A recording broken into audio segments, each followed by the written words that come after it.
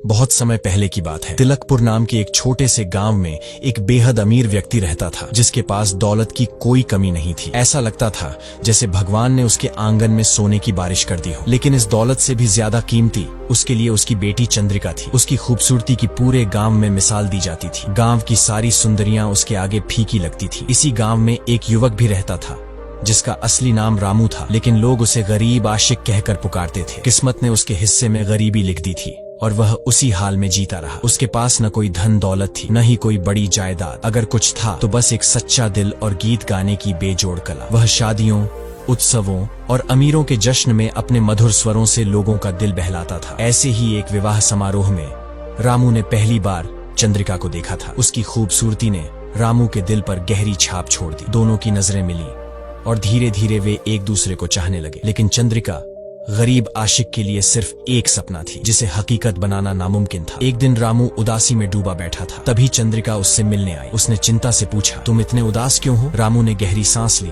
और कहा, मैं तुमसे बेइंतहा प्यार करता हूँ, लेकिन यह हकीकत भी जानता हूँ कि मैं तुम्हें कभी हासिल नहीं कर सकता। चंद्रिका ने मुस्कुराकर कहा, तुम हिम्मत क्यों हारते हो? मेरे पिता बहुत दयालु हैं। वे खुद हमारी शादी का खर्च उठाएंगे और हमें इतनी दौलत देंगे कि हमारी जिंदगी आराम से गुजर सके। रामू ने हल्की हंसी के साथ कहा, तुम सही कहती हो। तुम्हारे पिता मेरी शादी का पूरा खर्च उठाएंगे, लेकिन क्या तुमने सोचा है अगर आगे चलकर तुम्हारे मन में यह अहंकार आ गया कि मेरे पास जो भी है वह सब तुम्हारी बदौलत है? मैं नहीं चाहता कि यह एहसास मेरी मोहब्बत को छोटा कर दे, इसलिए मैंने एक फैसला किया है। रामू ने अपनी मुट्ठी भींचते हुए कहा, मैं 7 साल तक मेहनत करूंगा, अपने दम पर दौलत कमाऊंगा और फिर तुम्हारे पास लौटूंगा। अगर मैं न लौटा तो तुम मेरी उम्मीद छोड़कर अपनी जिंदगी में आगे बढ़ जाना। चंद्रिका की आंखों में नमी थी, लेकिन उसने वादा किया कि वह तय समय तक उसका इंतजार करेगी। हालांकि उसने एक शर्त रखी, अगर 7 साल पूरे होने के बाद भी तुम वापस नहीं आए तो मैं तुम्हें भूलकर किसी और के साथ शादी कर लूंगी। रामू अपनी माँ के पास पहुंचा, उनका आशीर्वाद लिया,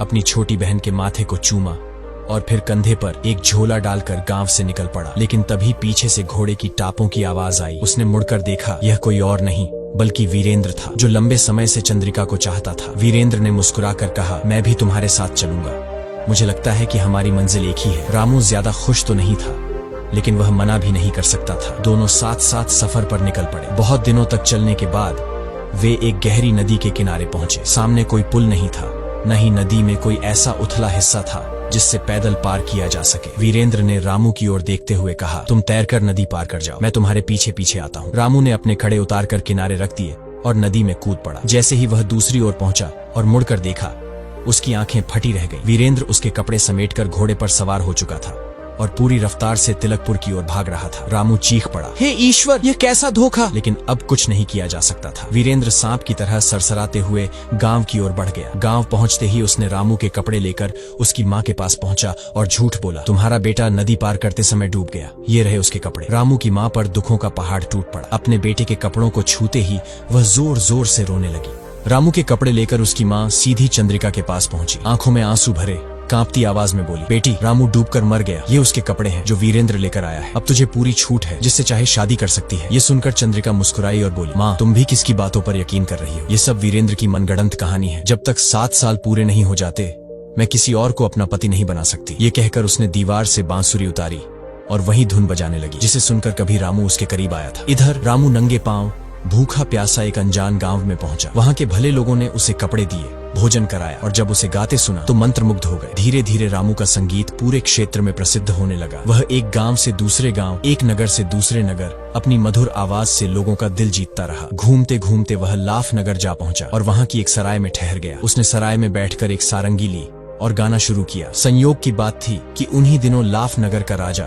जो संगीत का बड़ा प्रेमी था, किसी अद्वितीय गायक की तलाश में था। कई गायक दरबार में आए, लेकिन कोई भी उसके दिल को नहीं छू पाया। राजा के नौकर नगर भर में भटक कर थक चुके थे। एक दिन जब वे सराय के पास से गुजर रहे थे, अचानक उनके कानों में एक जादू भरी आवाज पड़ी। वे तुरंत भीतर गए और रामू से बोले, हमारे साथ चलो, राजा के दरबार में गाना गाना होगा, मना किया तो जान से हाथ धो बैठोगे। रामू हंसकर बोला, मैं आजाद आदमी हूँ, तिलकपुर मेरा घर है, मैं जहाँ चाहता हूँ वहाँ जाता हूँ, जब दिल करता है तब गाता हूँ, तुम्हारा राजा मेरा मालिक नहीं। लेकिन राजा के नौकरों ने उसकी एक न सुनी और जबरन उसे दरबार में ले गए।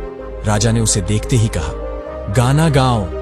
रामू ने गाना शुरू किया। उसके गीतों में चंद्रिका के रूप और मोहब्बत की कहानी बसी थी। वह गाता रहा, और राजा सुनता रहा। जैसे जैसे गीत आगे बढ़ा, राजा मंत्रमुग्ध हो गया। उसकी आंखों में चमक थी, दिल में